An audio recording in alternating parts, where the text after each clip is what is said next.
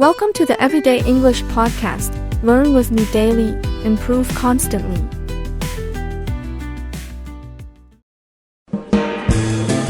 Welcome back, English learners. My name is Marco, and I'm joined here by the lovely Erica. And today we're going to be bringing you another great lesson, one of the lessons that you requested. Yes, that's right. Actually, Maxim S requested this one. Right. I think he's really into research and investigation, so we're bringing you a great lesson about this topic. Okay, so I'm really excited to hear this dialogue all about research. So why don't we start listening to two university professors discussing an important question.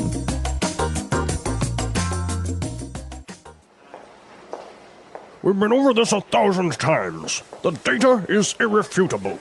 Look, we've done extensive research, built studies, and read the literature, and there is conclusive evidence to support my theory. Horowitz, I beg to differ. Even in your most recent study, the investigative approach was flawed. You know as well as I do, the collection of data was not systematic, and there's a large margin of error. To draw a definitive conclusion based on that data would be misleading. That is preposterous. You are trying to single-handedly solve one of the world's greatest mysteries, and yet you're oblivious to the fact that you're wrong. I am not wrong. The chicken came first. No! The egg came first! The chicken. Egg! The chicken. The egg! The chicken. The egg!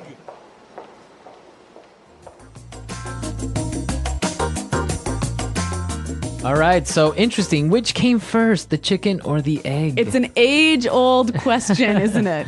And apparently, they are not going to agree anytime soon. All right, well, what they can agree about is this awesome language. So why don't we take a look at it now in Language Takeaway. Language takeaway. Okay, on Language Takeaway today, we have some really great words, and this first one is really good. Irrefutable. Irrefutable. Irrefutable. The data is irrefutable. Okay, so if the professor says that the data is irrefutable, what does he mean by that? He's saying that you cannot deny it. It is really, really true. It is really true. There is no way this is a lie. Exactly. Okay. Irrefutable evidence, for example. Yeah, that's a great phrase. All right, so the professor complained that Dr. Horowitz's experiment was flawed. Flawed. Flawed. So, flawed. Is that an adjective, a verb, or a noun?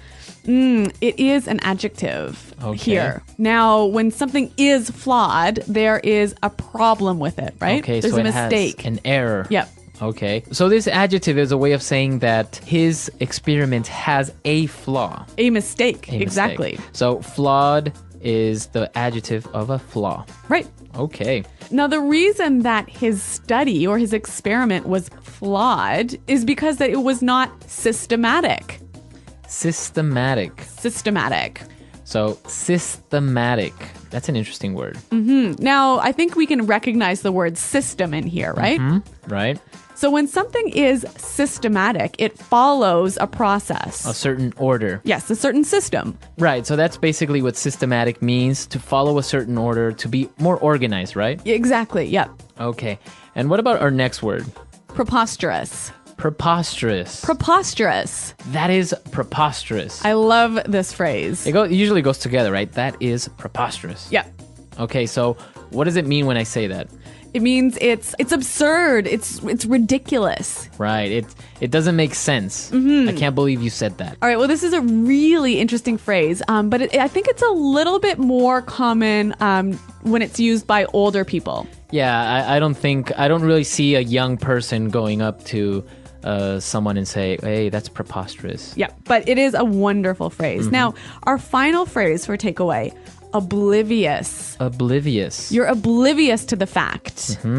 So a person that is oblivious to something. They don't know, or they're unaware. Okay, so they ignore maybe the facts, or Exactly. they don't see it. Yeah, you're oblivious to the fact that we're in a recession. Okay, or he is completely oblivious.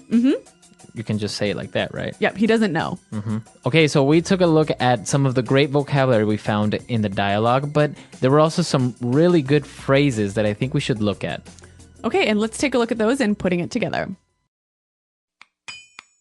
Putting it together.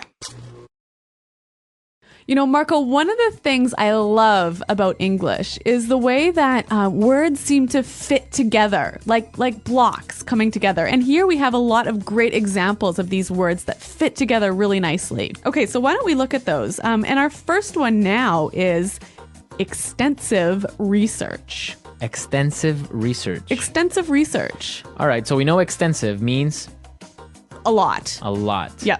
So that's really good when you put it together. Extensive research. It means you have A lot of research. you have really studied, you have really looked things up. Okay, extensive research. Another great research-related phrase here is conclusive evidence. Conclusive evidence. Conclusive evidence. All right, now the first word there, conclusive. When something is conclusive, you can't argue with it. It's the final decision. All right, well, the professor complained that Horowitz's investigative approach was flawed, right? Mm-hmm. So this is our next phrase, investigative approach. Investigative approach. Investigative approach. Okay, so I remember the word investigate is a verb. Yes? But in this case, it's an It's an adjective. adjective, When something is investigative, it's obviously having to do with... an investigation. Mm-hmm. So the approach so when he said investigative approach. just simply the way you investigate Okay. the problem. The way he investigated. Okay. Very interesting. What about this other phrase that I saw? It was really interesting. Definitive conclusion. Definitive conclusion. So a definitive conclusion. All right. Well, again, I think we know the word conclusion, right? Okay. So it's a final judgment or decision. All right. When something is definitive, you can't argue with it or change it. Okay, so the conclusion or the final result is final. Like there is no way of arguing it. Exactly. Okay. All right. Definitive conclusion. This is some great language. So why don't we listen to it one more time in the dialogue? We've been over this 1,000 times. The data is irrefutable. Look, we've done extensive research, built studies, and read the literature, and there is conclusive evidence to support my theory. Horowitz, I beg to differ. Even in your most recent study, the investigative approach was flawed. You know as well as I do, the collection of data was not systematic, and there's a large margin of error. To draw a definitive conclusion based on that data would be misleading. That is preposterous. You are trying to single-handedly solve one of the world's greatest mysteries, and yet you're oblivious to the fact that you're wrong. I am not wrong. The chicken came first. No! The egg came first! The chicken. Egg! The chicken. The egg! The chicken. The egg!